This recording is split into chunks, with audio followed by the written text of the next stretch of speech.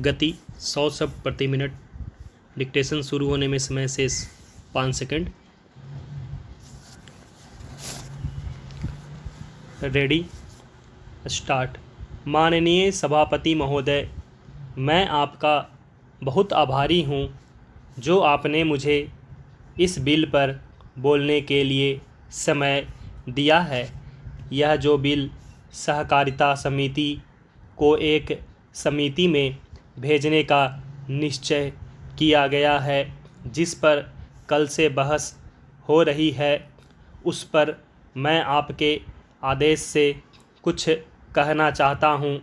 श्रीमान, इस बिल को देखा जाए तो यह समझ में आता है कि यह कोई नया बिल नहीं है, बल्कि जो सन 1912 का कानून है उसी की लाइन पर बनाया गया है और कोई नई बात नहीं रखी गई है। श्रीमान, इसमें सहकारी खेती की बात रखी गई है। अगर यह कहा जाए कि यह कोई नई बात नहीं है तो गलत नहीं होगा।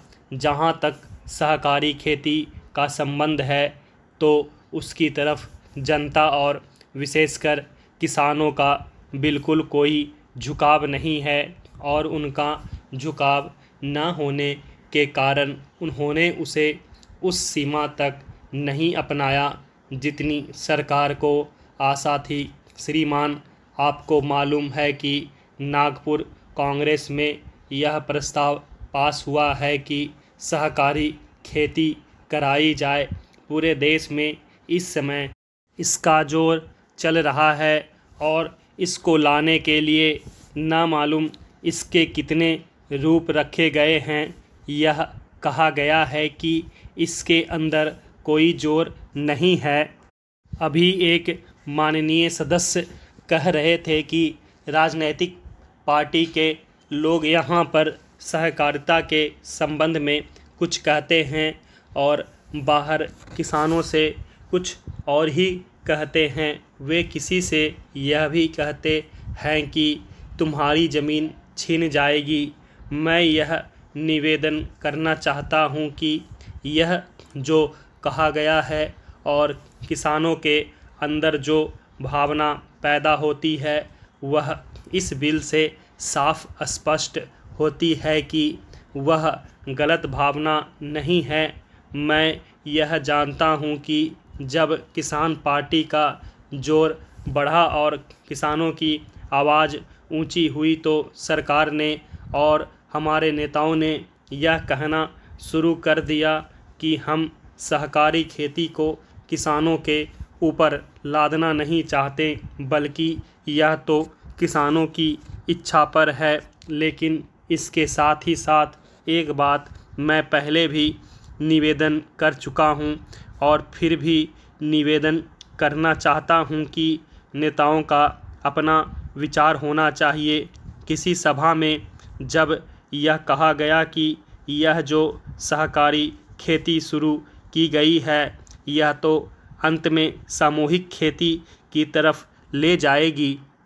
माननीय सभापति महोदय, उन्होंने साफ कह दिया कि अगर सामूहिक खेती होती है तो इसमें भी मुझे कोई आपत्ति नहीं है। मैं यह कहना चाहता हूँ कि इस बिल को देखने से यह साफ स्पष्ट होता है कि उस सहकारी समिति के जितने सदस्य होंगे वह अपनी अपनी ज़मीन को एक साथ कर लेंगे और अगर समिति से निकालना चाहेंगे तो एक साथ अधिक ज़मीन उसको नहीं मिल सकती है। इस बिल के संबंध में इस सदन के सरकारी दल वाले लोगों ने और विरोधी दल के लोगों ने बहुत सी बातें कही हैं। जैसा कि यह बिल है, इसको अभी समिति के सामने विचार के लिए जाना है और वहां से विचार होने के बाद यह इस सदन के सामने फिर से विचार के लिए पेश किया जाएगा। तब माननीय सदस्यों को पूरी तरह से यह अधिकार होगा कि जहां तक इसमें दी गई बातों का संबंध है उसमें परिवर्तन ला सकते हैं या उसको हटा सकते हैं।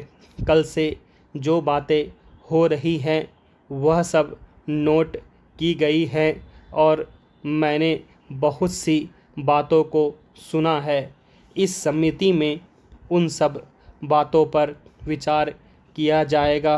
बहुत से माननीय सदस्यों ने इस तरह की बातें कही हैं, वह बहुत आवश्यक मालूम हुई है और जैसा कि मैंने कहा है उन पर विचार किया जाएगा। जहाँ तक सहकारिता का संबंध है, चाहे सरकारी दल वाले माननीय सदस्य हों, चाहे विरोधी दल वाले माननीय सदस्य हों, सबकी यह मांग है कि जब हम जनता के राज में विश्वास करते हैं और अपने यहाँ जनता का राज स्थापित कर लिया है और जबकि देश में गरीबी है और उसका गलत लाभ भी उठाया जाता है, तब सहकारिता की बहुत आवश्यकता है। इसको रोकने की आवश्यकता है। यह सभी लोगों की राय है। जहाँ तक इस सहकारी बिल का संबंध है, बहुत से माननीय सदस्यों ने बहुत सी बातें इसके संबंध में कही हैं। मैं सब बातों का विवरण में तो उत्तर नहीं दे सकता हूँ, लेकिन मैं थोड़े में विशेष बातों का उत्तर देने का प्रयत्न करूँगा।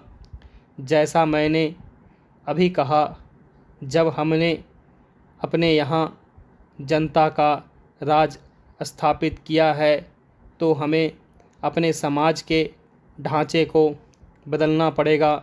हमारे यहाँ गरीबी और अमीरी चली आती है।